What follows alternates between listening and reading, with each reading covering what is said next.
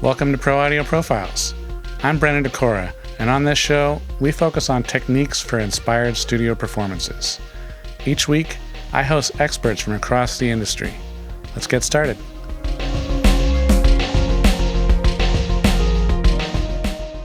On today's show, we have Will Brierre. He's an engineer with credits on Starbenders, Iration, Sick Puppies, Seether, and Wild Party. Enjoy.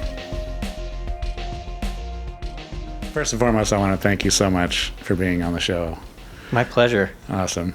And thank you for having me at your space here too. It's awesome. I really like it. Absolutely. Thank you so much. I'm glad to be able to spend the time with you. Nice. I'd like to start, if you can kind of go over your backstory, kind of what led you to engineering, how you got to where you are, that kind of thing. Yeah, I mean, I got to engineering because I grew up always having a inclination to music. When my parents did the noble deed of giving me all of their records to listen to, which on my little Fisher-Price record player, and something that I would have a really hard time doing for handing my child all of my vinyl. Right.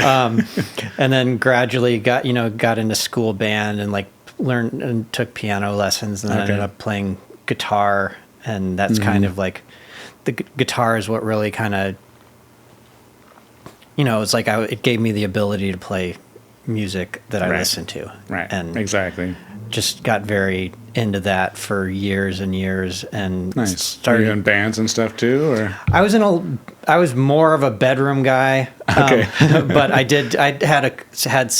had people that I would jam with from time to time and play with, and I kind of realized I wasn't the stage guy, but I'm definitely like the creative and the nerdy and techie, and I started to get interested in the idea of studio work as a result of that, and like helping friends' bands kind of figure out stuff for their setups, or then I took some classes in college that were like multi-track classes, or you learning. That's kind of where I was first introduced to Pro Tools. Did you go to like a official recording school at all, or was just the college stuff? I did college, and then I went to the Conservatory of Recording Arts and Sciences. Nice. In Arizona. Nice. Yeah, same here.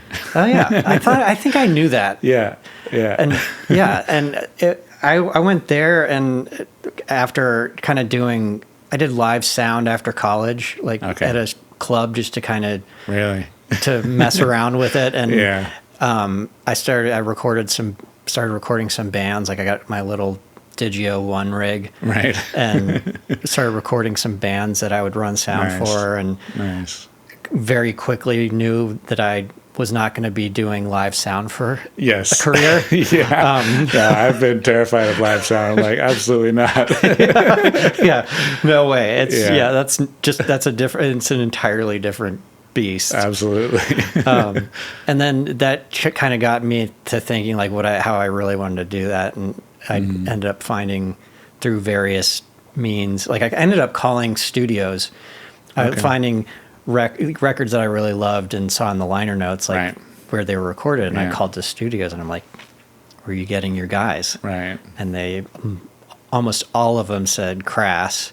And so I was like, well, I want to go out to LA and do it for real. And so I obviously that would be a good jumping off point. Yeah, definitely. Nice. So then, as part of Crass, like you're required to do an internship in order to graduate. Where did you start off in LA? Where did you do your internship? I landed at Grandmaster Recorders. Which is, RIP. Yeah. Which is now a restaurant. Yeah, under the same name. That's really creepy to me. Yes. Even like some of the dishes or the names of records that were done there and shit. It's really weird. Oh, really? I've also heard that there are claims of records that weren't done there. I can believe that. I haven't been there, and I don't really plan to. I haven't been either. Yeah, I just checked it out online. I'm like, this is really bizarre. It gives me a little weird feeling in my stomach, like this, just because it was a really cool, funky studio that had a ton of great records. Yeah, a bunch of awesome stuff was done there. Yeah. Yeah, and Nice. I was there for an internship, and we had that. It was like a 250-hour internship, which if you work it out is like kind of 2 months of a 40-hour week. I did mine in I think 2.5 or 3 weeks, something like that. And you just lived there. Yeah, and I just stayed on, and they had a mic pre-business or a gear business in the back, Aurora Audio, and they would hire me to solder PC boards. Nice. And I do that to make a little money, and then I'd occasionally. Is that still around? I've seen their gear, but I don't know if the company is still around. Do you know? I'm not sure. I know one of the owners, the owner of Grandmaster, who was one of the owners, died a number of years ago, and his partner is still around. Yeah. Okay. And I don't know if he's still doing it. Yeah. I know their equipment was amazing. It was all Neve replica stuff, and and because he was one of the early Neve techs, I think. Right. Yeah, that worked on. Yeah. Exactly. Yeah. So it was the real deal. Yeah, definitely. Yeah. Nice.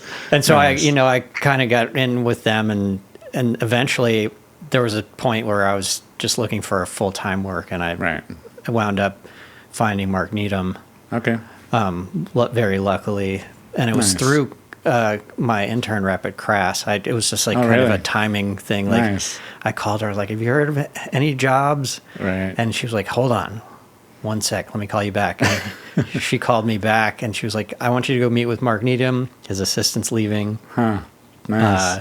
And so I drove up there and met with him, and he was like, said to his assistant, who was, maybe we'll get him in and train on the next record that we're working on in a couple weeks. And it turned out to be The Killer's first record, which was awesome. Turned out to be a pretty big record, which was kind of exciting and weird and surreal. And that also helped launch Mark's career a lot bigger than it was too. So that's awesome.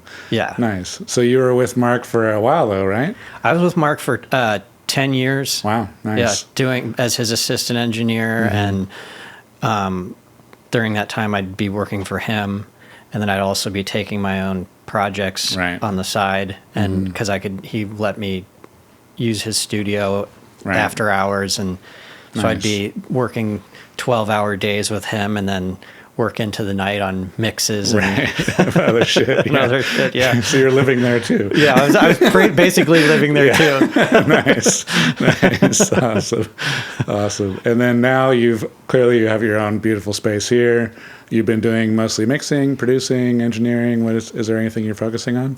I'm mostly mixing. Mixing is really I've found is where I feel like creatively for me it's really the most satisfying, and it allows me, because being a guitar player and a musician, it allows me to be part of the creative process. Right.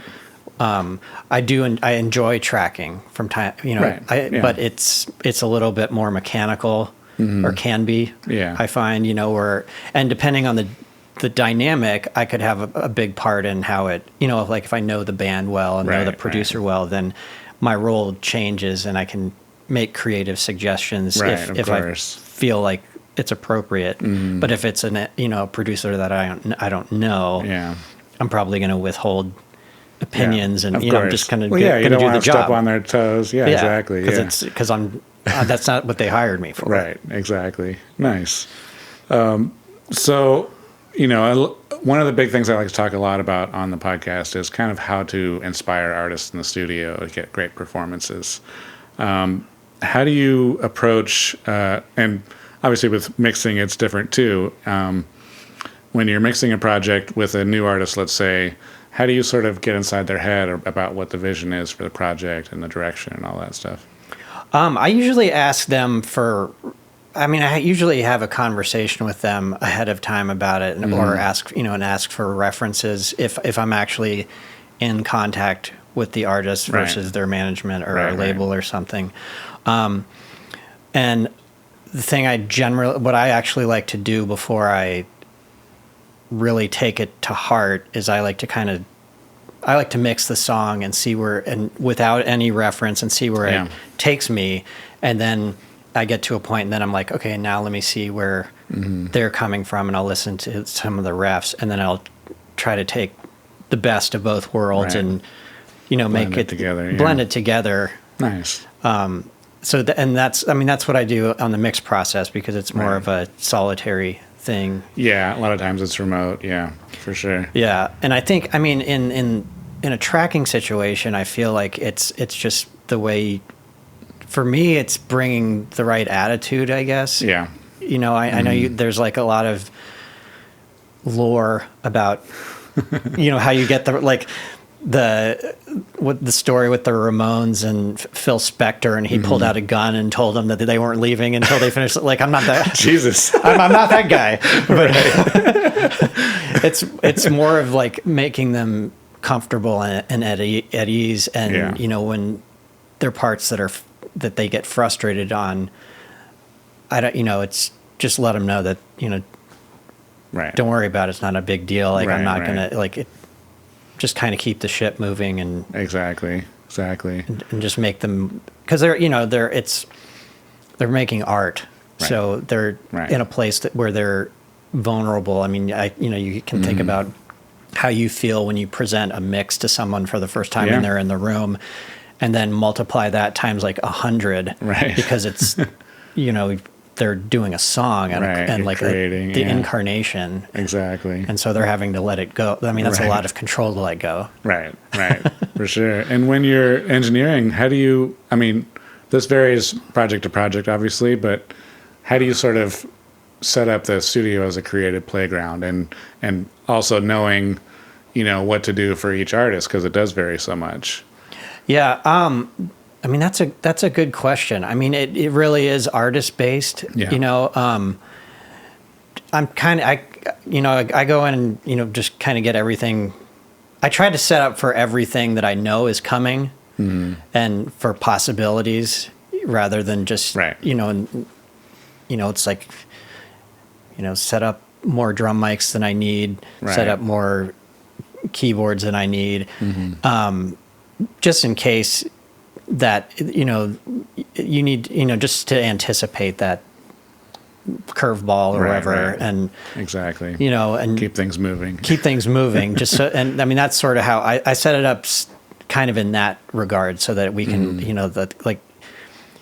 if they have like 7 keyboards, try to patch them all in if you can, just so that they can hop to different stations and like with the creative idea, or keep everything pretty mic'd, so that because you've all done that. We've all done that thing where it's like, we're done with drums, can we, sure, you can strike them, and it's like, oh wait, we have to do that drum part, I've got this idea, and it's like yeah, exactly. Nice. I just want to take a quick break and tell you about my free guide, The Art Method, the Advanced Recording Toolkit. In it, I share the details of how you can get pro studio results from your home studio. I've believed for a long time that it's the cooking, not the kitchen. If you can learn some of the advanced methods for getting great results in the studio, you can do it in any studio. I skip the basics and dive into the more nuanced info you need to level up the quality of your home studio recordings. Check it out now at brendandecora.com/art. And now, back to the show. When it comes to mixing, how do you manage the expectations of artists versus the realities of mixing? I think I try to be indulgent with what they want. And I probably have a lot more inner dialogue than I do as far as outer dialogue, just because, there's some of the role is, I think, because they need to be comfortable with me as a team member. Right.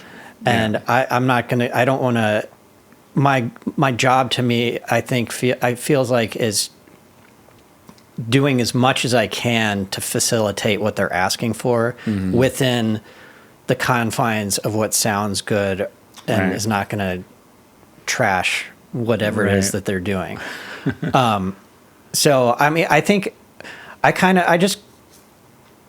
read more on what their responses are, and you can, you have the conversation with them in the beginning, hopefully, and you can kind of if you just have like a good rapport and or you're open to communication and like keep that dialogue open. And, and I always tell them that, the hard part is getting the first mix, everything working together. Right. And anything after that, like any kind of pivot is pretty easy just because you know where you are. And if you hear something that you are not as into, I'm happy to change it. Like, because it's not about me, it's about, of course, their project and product. Right. Of course.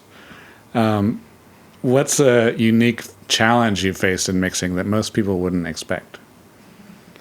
Making sure that I'm like kind of refreshing my ears in a way that, and not going down a rabbit hole too much. Right. And knowing when like the way I'm hearing things is the way that is like the way I'm feeling that day or whatever. I mean, one thing, I feel like a mixer, like you're not just doing it, like putting things together in an equation. It's like you're definitely like doing kind of the artist thing where, you're in a bad mood today, so you kind of are hearing things this way, or you're feeling really good and this way, or you didn't get enough sleep, or you got plenty of sleep, and it changes, and it informs how it can inform how you're working, and it's just kind of choices you make, and just kind of navigating that. It's not like a computation, like, or an equation that you're doing.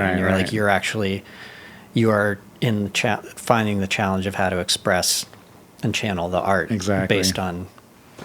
Exactly. No, that's awesome. Yeah, that's cool. This is this might be triggering, but what's your strategy for dealing with a track that has too many elements competing for space? Ooh. That's definitely triggering. My strategy is to find the ones that really seem to that are doing the heavy lifting. Yeah. And you're featuring those, but then find the ones that are also like, you got to figure out which ones are the highlights that you can pepper in there for the excitement from time to time. And then there are ones that you have to just like, at some point they're going to be elements that are going to be buried. Right. Because you can only fit so much in 2 channels. And you're hopefully relying on those for more of a textural support and hoping that the artist is going to feel that way. And I mean, a lot of times if you have that many tracks, on a song, sometimes the artist doesn't even remember putting the song on. I've definitely been in the scenario where I've pulled something up that I thought was really cool, and they're like, oh wow, I don't even remember recording that. Right. That's awesome. Yeah, the mute button is a great tool too. It is. Yeah, it really is. If we want it that quiet, let's just turn it off. Yeah. I mean, I've had people like turn down things so low that I'm just like, and I've said, I mean, not to be rude, but like, I don't, it's getting so low that I don't know why it's in there. Right. Exactly. That's awesome. What's one piece of outdated mixing advice that you think needs revising?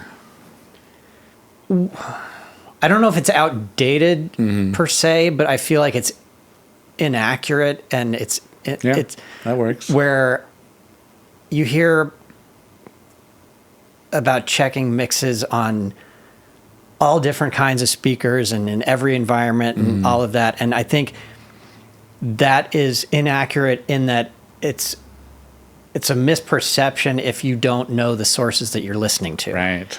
And you'll talk to clients and they'll be like, yeah, and I listened in my mom's stereo, and then I went and listened in my friend's car, and it's like, none of that is stuff that you listen on, so your judgment isn't really accurate. And I think, did you listen to other stuff while you were there? Because yeah, exactly. Did you compare it to any other mixes that you actually know that aren't your song? And I think there's that common misperception I find where it's like, listen on as many things as possible and see if it sounds cool, but it's always the knowing your source part that's left out of that equation. Right.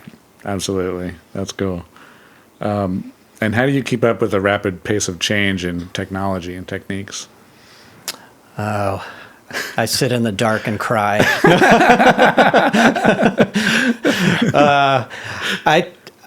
I try to keep.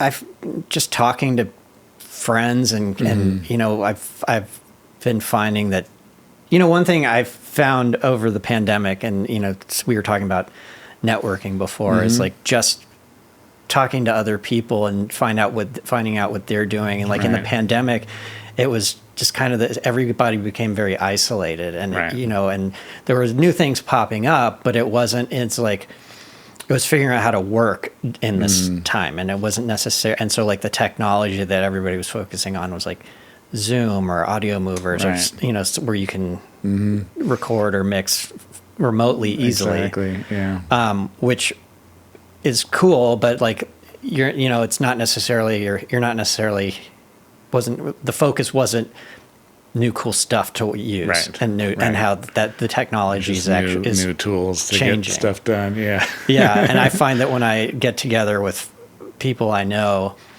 you know, invariably I hear about something new that I hadn't heard of before. And it's like, oh, well then, and you hear about that, go check it out. And I find that there's that website, Pro Tools Expert. Oh yeah. Which I mean, I follow that too. Yeah, I used to they used to send out emails all the time, and I kind of would ignore them. And at some point, I started going and like, I think it was when Dolby Atmos started really kind of rearing its head. I'm like, this is something that I need to like know about, and it's hard. It's important to find resources, I think, and it's also hard to find resources on stuff that gets on the techie side. Yeah. It versus gets so like, specific that it's like, how do you find that info, you know? Yeah, like where you need to do like a rabbit hole situation and take a dive versus like TikTok or YouTube where it's like, or Instagram where it's more like sound bites and not really the full in-depth thing. Yeah, where you need to like sit there and read and spend some time and have someone explain to you what you're actually looking for. Exactly. Can you talk about a project where the mixing process significantly evolved the track?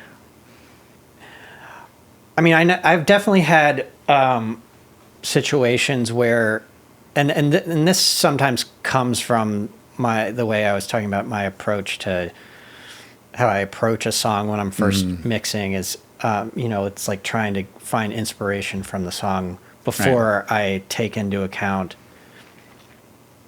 you know, what the artist's full vision is. You know, saving that place in this process till later. You know, where I've kind of let that inspiration lead me on a path, and they'll come back and I'll send them the mix. Even after having referenced them, I'll still say like, I kind of feel like this is what should be the way it is, and at least in my brain. And I'm happy to change it, but let me just throw it at the wall and see if it sticks. And they'll come back and they'll say, that is not how I even was really picturing that. But it really kind of changed my perspective on, you know, and I think the other thing, one of my favorite things actually is in mixing is to hear the artist come back and say that they were like, they hated the song because they were so tired of listening to it. And then they listened to the mix and were re-inspired by the mix and really loved the song again. And to me, that's one of the biggest compliments. Absolutely. No, that's really cool. And I think so in that regard, it can really change, you know, the way the song is, whether or not it's, you know, whether if it's just like someone's perspective and enthusiasm versus like just the general structure. And that's the thing. There's no right or wrong in this business. Like, it's just a different perspective, a different take on something, you know. It's like you're saying, like they didn't like the track before, but just that new perspective of it kind of changed everything, so. Yeah.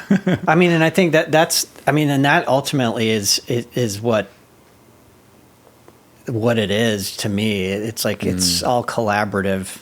Right. And that's what's so fun, is because you're coming out with that product with people that you hopefully enjoy working with, or people that you're ultimately, that are doing things that you're inspired by, and hopefully you're contributing, and it's just tossing around this creative thing to come out with this ultimate product. Exactly. No, that's cool. How do you decide when a mix is finally finished? Like when you decide to send it to them for the first time, basically. I typically, for me, I have a few processes where I get it to a point, and I'm like, I need to hear it in my car just so that I can get it. Because I'm still a believer in the car test, and some of it's neuroses, and some of it's reasonable. Yeah. Well, it's a different perspective. And ultimately, it's what it is. It's the different perspective, and it's like, I know how stuff in here translates to my car, but it also helps me, gets me out of my head, and focuses me on things that I wasn't necessarily thinking about in here. Right.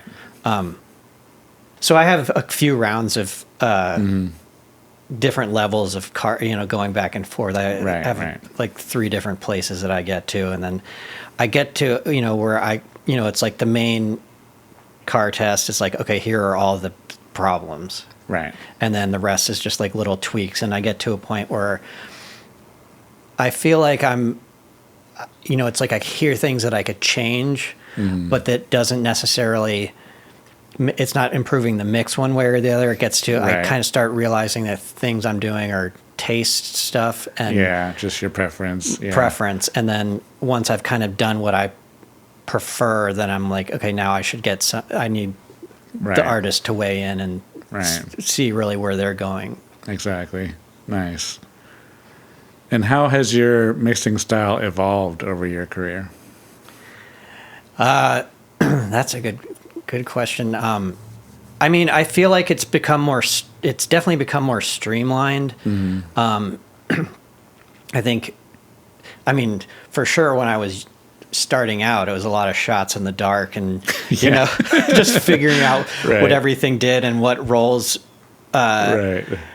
things played, and over time you start, as you get to know, say, songs, structure, instrumentation, the way you want to present things, you start to learn you start to become way more calculated. Right. And I think that I kind of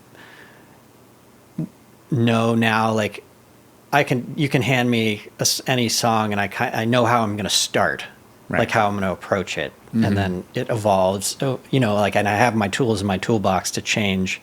Right. As as I come, as I hear the material. But I think it's definitely become more calculated and streamlined, and I try to spend a lot. And more efficient. Right. As a result. Yeah, absolutely. Yeah. Nice. And is there some current or recent projects that you can talk about that you want to? Yeah. One that I'm a big fan of is a band called Starbenders. They're on Sumerian, and they're kind of a glam punk rock outfit out of Atlanta. Nice. And I've been working with them. I mixed I think it's their 3rd record. And I've mixed a couple other things for them, and they're just it's fun. Like that's a woman-fronted woman drummer.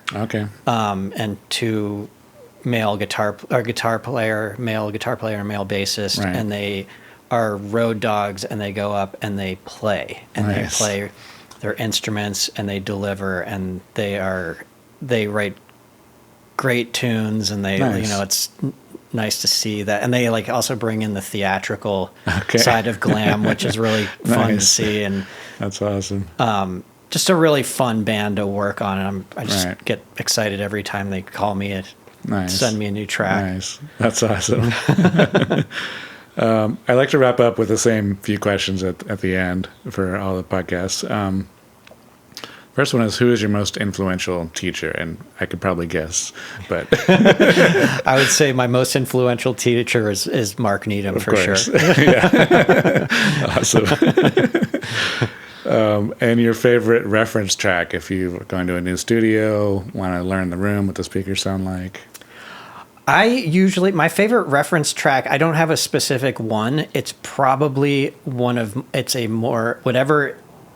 song, some of the songs that I've mixed most currently in my room.